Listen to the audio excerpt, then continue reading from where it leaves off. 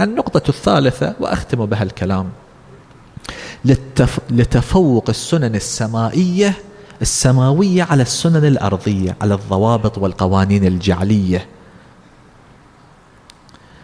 أنه السنن السماوية تهتم للوازع الداخلي، أما الدساتير الجعلية فتهتم للقصر الخارجي.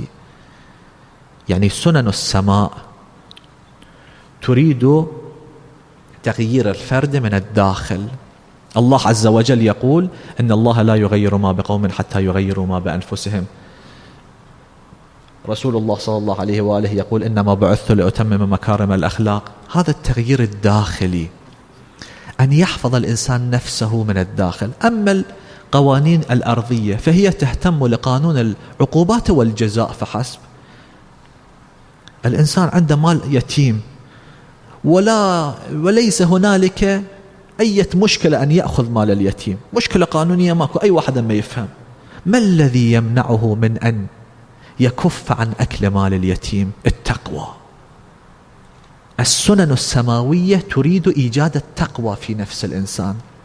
يقول: دخلت الكوفة فرأيت دكاكين الكوفة مفتوحة، كل الدكاكين مفتوحة ولا يوجد أحد فيها، في الأزقة ماكو أحد. قلت: يا رب، هل مات أهل الكوفة نزل عليهم عذاب من الله عز وجل؟ أنا مستغرب. دكاكين الأعراب في تلك الفترة كانوا يقطعون الطرق، السرقة عندهم أسهل أمر. دكاكين الكوفة مفتوحة وأحد ما يسرق؟ معقول؟ كانوا يصلون خلف أمير المؤمنين عليه أفضل الصلاة وأزكى السلام، أحد ما يسرق بعد. الوازع الداخلي وجد فيهم، يتركون دكاكينهم في رعاية الله ويذهبون للصلاة ويرجعون بعد الصلاة على العمل. هذا الوازع الداخلي،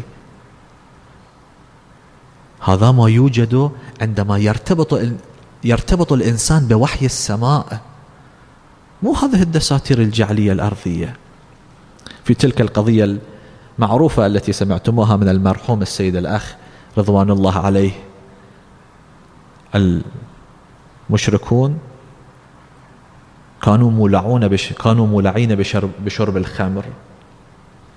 نزلت آية واحدة: إنما الخمر والميسر والأنصاب والأزلام رجس من عمل الشيطان فاجتنبوه.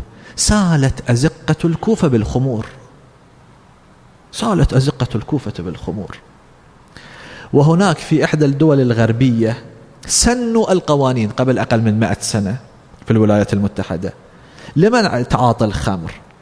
قتلوا أعدموا أكثر من 330 شخص كانوا تجار كبار في صنع الخمر وبيع الخمر.